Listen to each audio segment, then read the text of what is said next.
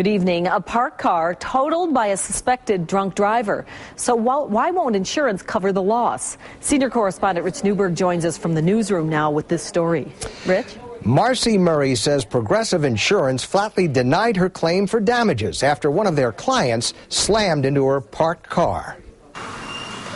Marcy Murray was awakened by a neighbor at 5 a.m. about a month ago, telling her that her car, which she parked in front of her house, had been struck by a driver who had been drinking, according to police.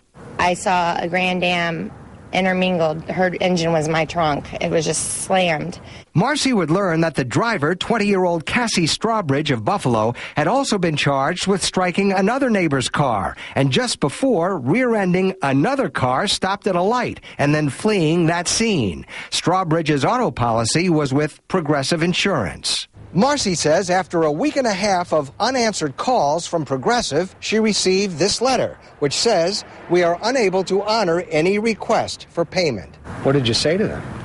I told them I was going to go to Channel 4, the news, and I did that. And then yesterday they called me and turned around and said that they would be giving me money now. Marcy, who has undergone brain, neck, and stomach surgeries following an auto accident more than 10 years ago, is dependent on her car to get around. We accompanied her to Progressive offices in Amherst to see what would happen.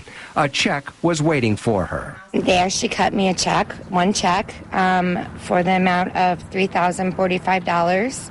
I'm still waiting for my property damage check of $345, but because I went to the news, they certainly turned around their attitude, and now I have a check so I can get a car. Progressive called me to say it was apologizing to Marcy Murray for what the company says was a misunderstanding and that they were in the process of still reviewing her claim.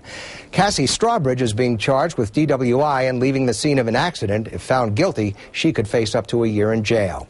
Reporting live in the newsroom, Rich Newberg, News 4 at 5:30. All right, thanks.